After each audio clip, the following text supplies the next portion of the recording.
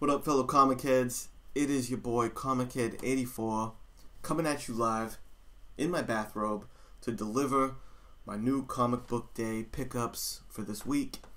Got some reviews. I got a community shout out, contest update, jam-packed episode, bunch of stuff coming at you. So, without further ado, buckle on up and let's do this.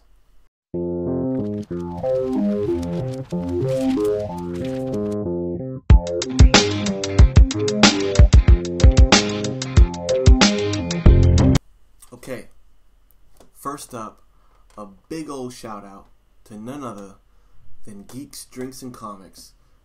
Because, shit, I feel like I got my first AOK from the community. I got a little care package from Mr. Geeks, Drinks, and Comics. And one of the coolest things about it is that it came in this sweet Marvel Unlimited box. I'd never seen anything like this before. I thought Marvel Unlimited was just like an app, a digital service, so, man, it was pretty cool. And this is like a comic book mailer, you know? It's got a flap on it with some cool art right on the box, and it's exactly the size of a comic book. So, whoa. I really like that a lot. He included a cool note inside, which was like just some great nice words of encouragement, you know, on kicking the cigarettes and, you know, slabs over cigs and all that good stuff. And I appreciate that, man. That means a lot.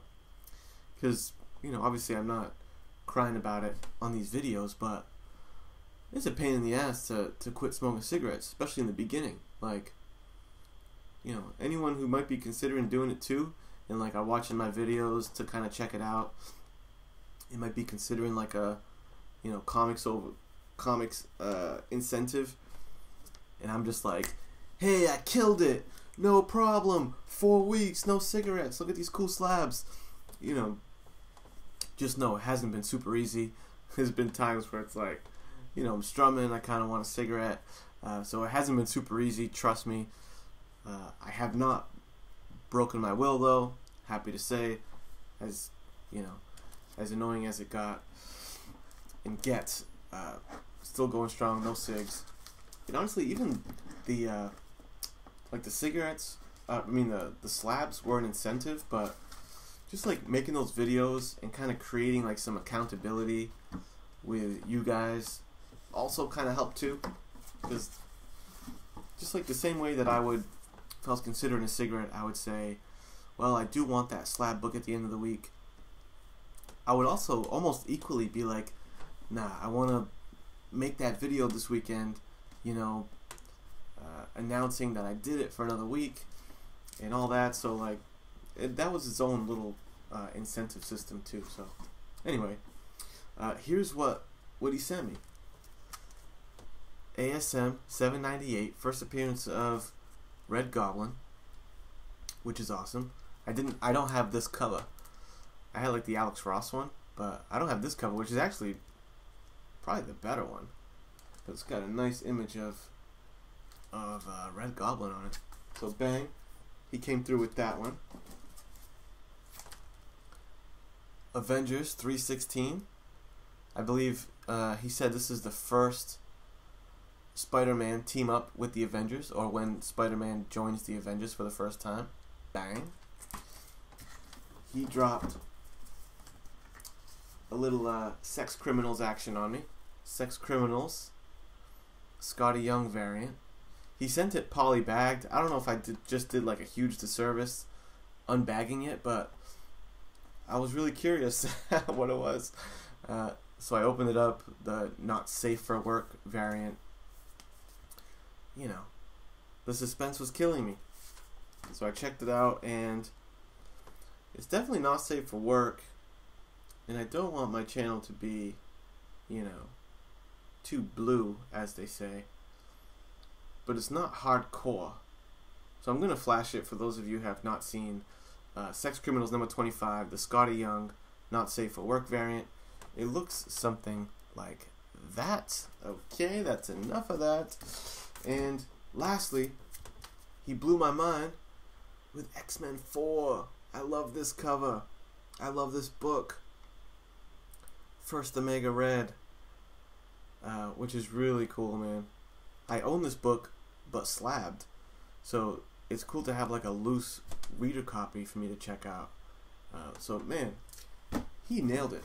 He really nailed it with a really kind gesture. So any of you guys out there are not checking out his channel yet or anything, please do so. He's super cool. He's always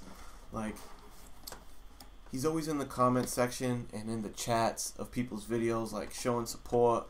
He's one of the more active dudes in the game, so I really appreciate it. And you should check out, I think it's his most recent video from me airing this, him and his son going through some comics. And dude, let me just tell you, his son is a star. That kid is so entertaining, really cool, really funny. So that's definitely a watch recommendation for sure. Check out his recent video on that. Okay, contest update. So I just want to throw this out there. I've gotten like a handful of submissions already for my 200 subscriber contest giveaway. Again, let's remember what's at stake here. We got this beautiful 9.8 art germ cover of Peter Parker Spider-Man. And what I just wanted to throw out there was, I didn't realize how tricky I may have made the contest. So just know, I set my rules out as grab me your favorite Batman, X-Men, and Silver Surfer or Galactus comic from your collection. I guess it occurs to me now that not everyone has all three of those food groups in their collection.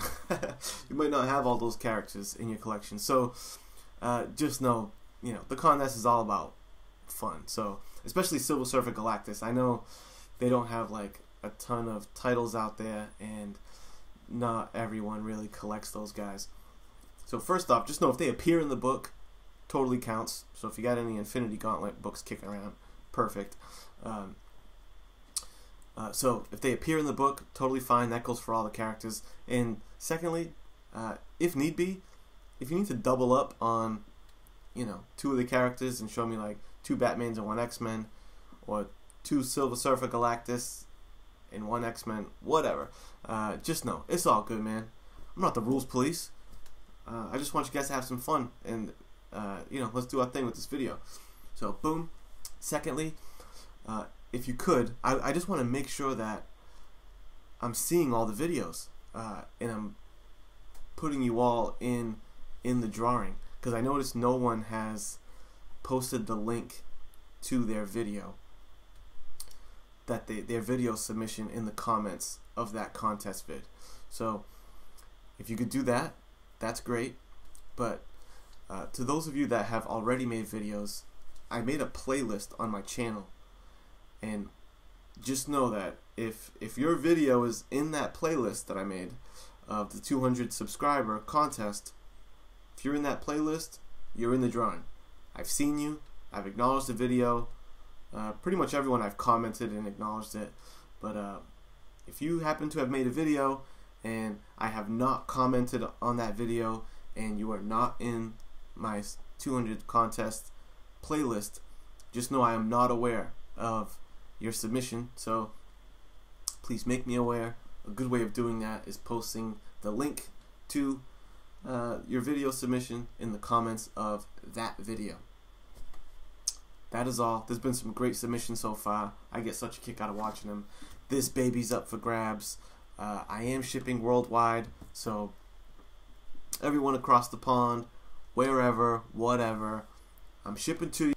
Alright, here's my pickups for the week. Let me just rock through this thing. I always get self-conscious of making super long videos. So, here we go.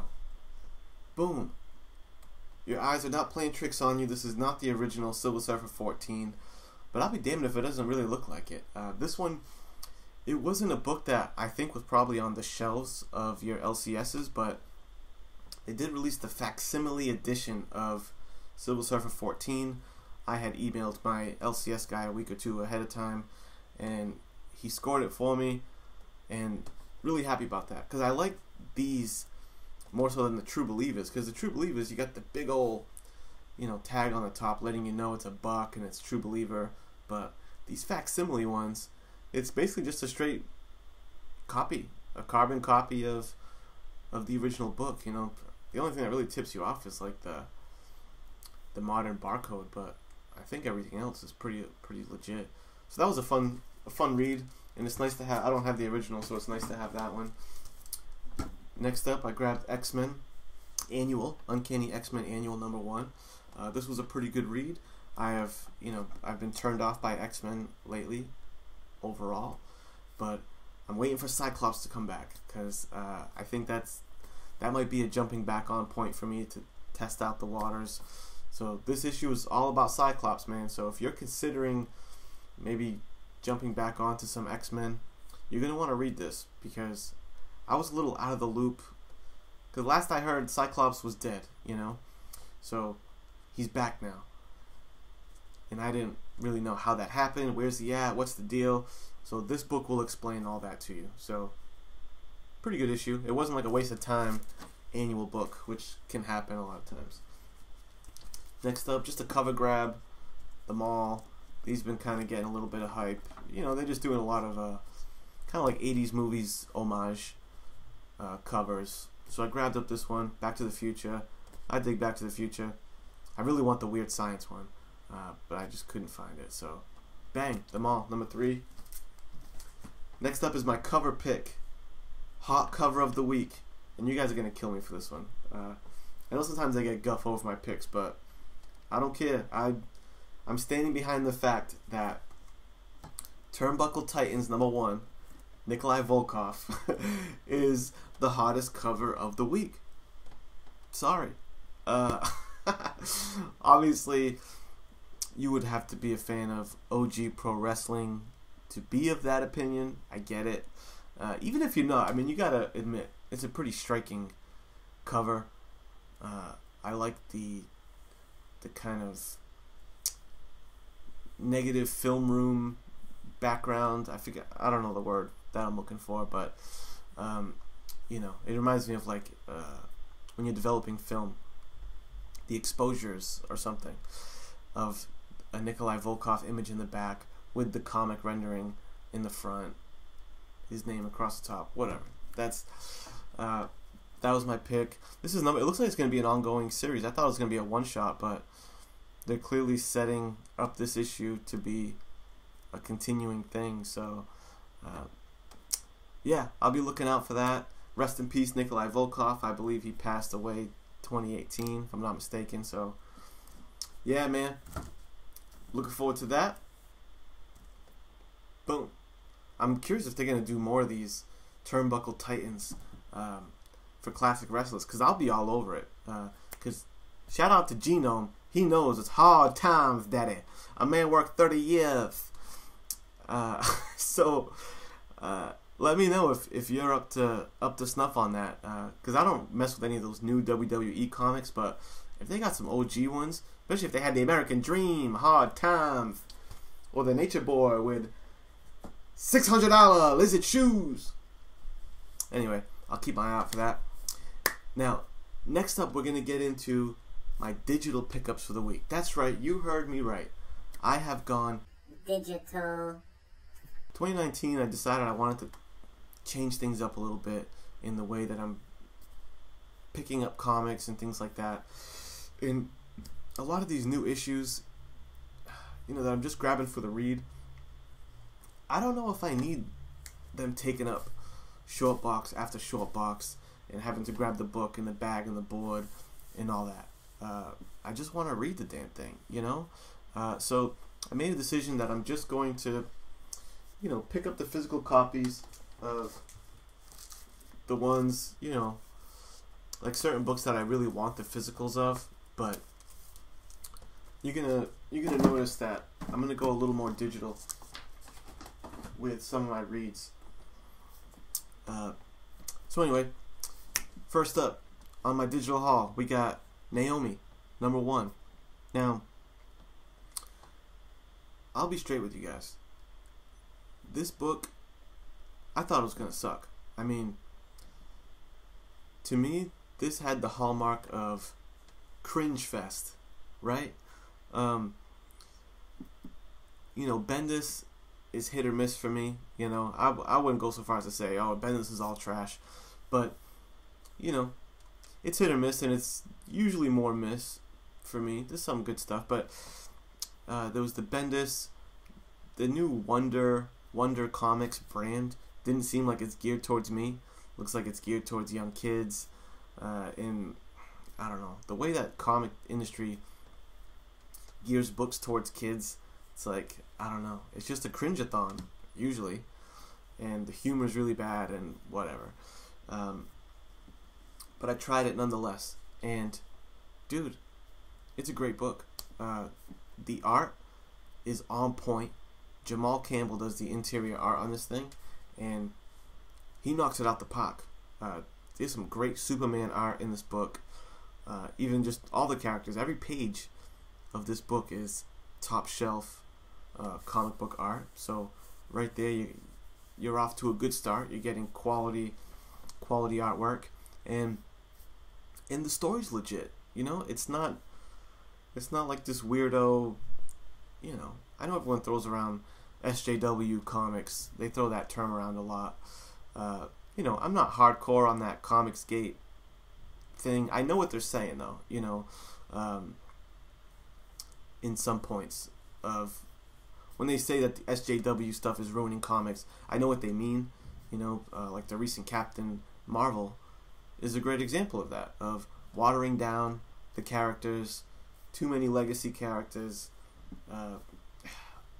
and just a cringe-a-thon, straight up, just making the books cringy is what I notice with some of these titles, especially when they're trying to gear it towards a younger audience. As soon as they get that idea in their head, it's a wrap. You know what I mean? Is what it seems. But this one didn't do that. There's no preaching going on in this issue. The Naomi character doesn't appear to be any kind of legacy character of any kind. She's doing her own thing. She has kind of this little, not infatuation with Superman, but a real keen interest on him, and I'm curious to see how that plays out. And it's just a good read, man. So if you were like me and you were like, I'm not even going to give that book time of day, I would reconsider that, because Naomi was a pleasant surprise. Next up, Superior Spider-Man #2. This book was cool because it involved my boy Terrax. Terrax is a great character, one of my favorite heralds of Galactus. So this was a cool book. He dropped some sick one-liners. He called some civilians gutter-dwelling worms, which was pretty dope. And I just like the way he was drawn. He was drawn like a big concrete stone badass. Good issue. The whole issue is a battle scene basically. So good stuff. Next up, Immortal Hulk #12. I was not able to get a physical copy. I tried. I called my shop. I said, can you please put one aside for me? They were all gone. I blew it. I missed out. First appearance of the One Below All. Shit. That sucks. Because I can already tell that book's going to be... It's going to be a lot like the first appearance of Null in Venom. A modern day villain, first appearance.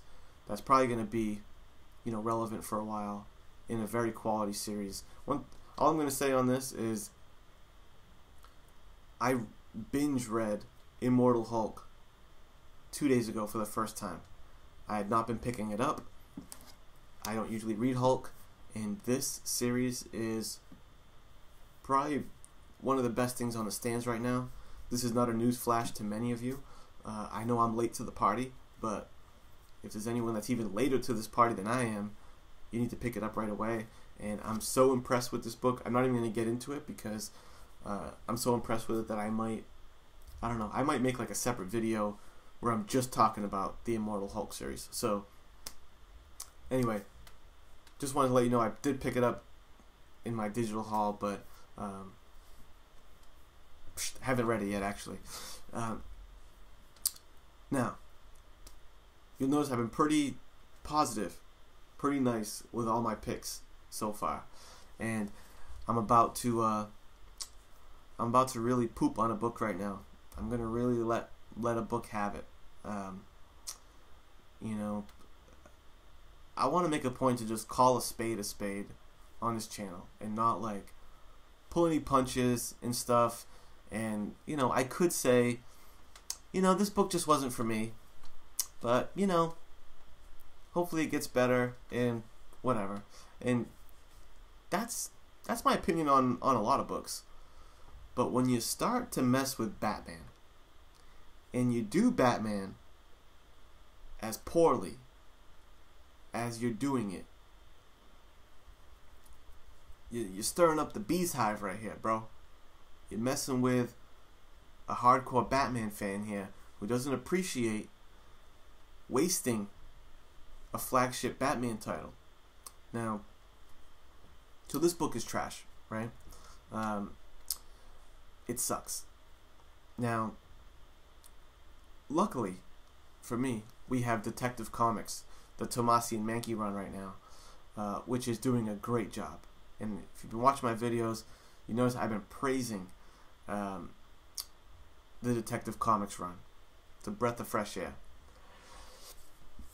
The way I'm gonna illustrate to you how much this issue of Batman by Tom King sucks is I'm gonna do a little side-by-side comparison, okay? And I'm gonna show you how a good Batman comic is executed and a lousy one is executed, okay? So first, let's start with page 1. It's always good if you can start your book out with a dynamic first page like Detective did, with boom, it picks up right where it left off on the last issue. You got your rogues gallery all represented on that one page, all with these little one-liners, like I said, picking up directly from the last issue, as opposed to random Bruce Wayne on a rooftop, whatever. Not that egregious, but just showing you. That's page 1. As we move to page 2, you'll notice Detective made the decision to give a full page spread of a badass Batman strutting his way into the Batcave. And again, we're on the rooftop, you know, with Mr. Bruce Wayne. We see Selina Kyle showing up with some banter. Nothing really relevant has happened yet. When you get to panel 3, Batman is still hanging on the rooftop. You get a little smooch scene. Isn't that cute? You get a little smooch scene with him and Selina. And Batman, in one page, has an exchange with Damian that really did a lot for the relationship building between him and Damian. And it was really cool what they were able to accomplish in that one page, in those few panels, between the dynamic between those two characters. And that Batman, you know, extends his hand to kind of like rebuild their relationship a little bit more. So, boom. By page 3, you know, Detective has thrown the Rogues Gallery at you, given you a really cool splash page of art to marvel at, and has given you some plot relationship development with Batman and Damian, whereas Tom King's lollygagging on the rooftop over here. Now, let's jump to the 9th page. Let's just jump smack in the middle of the book. And you'll see, oh, what does Tom King have Batman doing? Just smooching again. Just, you know, smooching Catwoman. That's really nice. You know, will he, won't he? Nothing I love more in a Batman book than relationship drama. That's why I tune into The Dark Knight, you know. I want to know, like, what's up with him and Catwoman? Like, are they going to get together or what? How does that break it? How's he dealing with the breakup? Meanwhile, in Detective, you'll see, you know, Batman has a gun to his head because he's already after linking up with Damian, he's already tracing down a lead. He's connected with this guy. They give you a cool little, almost like, you'll see the chessboard on the panel. You got the guy playing chess, and you kind of get the impression that he's kind of playing Batman a little bit, perhaps.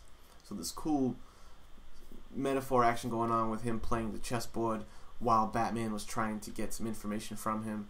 But he gets a lead by the middle of this book. Let's jump towards the tail end of the book. What does Tom King have Batman doing? Smooching Selina Kyle again. Smooching Catwoman. Like, dude, what is the point of this issue? Meanwhile, Tomasi and Mankey, Batman ends up on the mountaintop in Asia challenging a samurai master to a duel.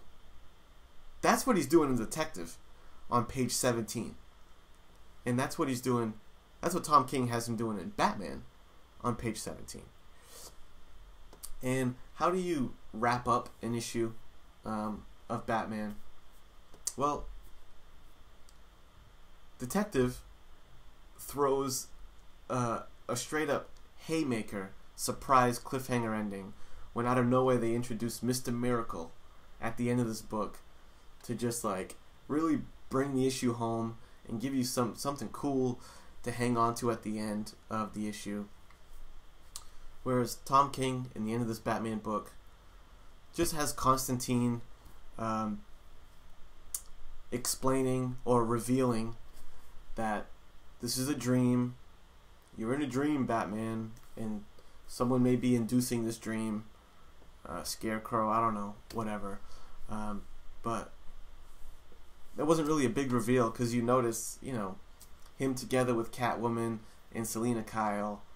Like, we know that's not normal that they were still together.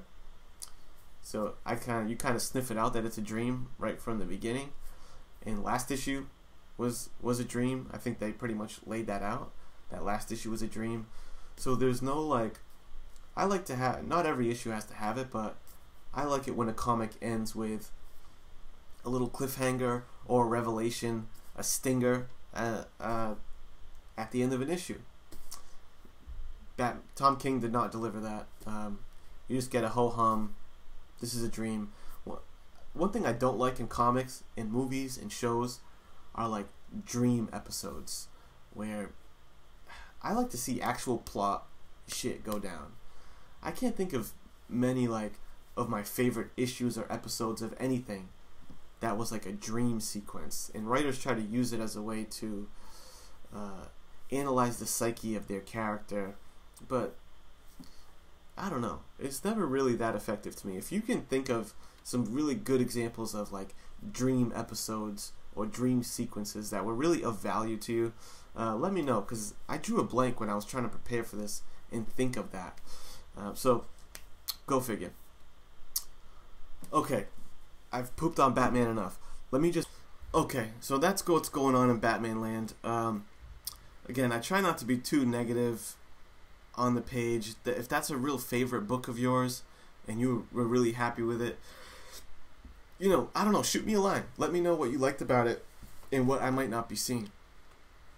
But I don't want to end the video out on a down note, so I saved my read of the week for the end of the video, because your boy Comic Head wants to leave us all on a high note and remind everyone why we're here, because we love comics and we enjoy the medium. So read of the week had to go to Guardians of the Galaxy #1. I gotta say, the hype is real when it comes to Donny Cates. The hype is real. You know, the guy can write a good story, you know, and I wasn't sure what to expect with this issue. You know, guys in my comic shop were kind of talking shit about it, saying it was like a dog shit book and this and that. I don't know. I feel like they were just kind of being negative, but they were kind of trashing the book at the shop. That was before I read it, so I didn't know what to expect when I picked it up.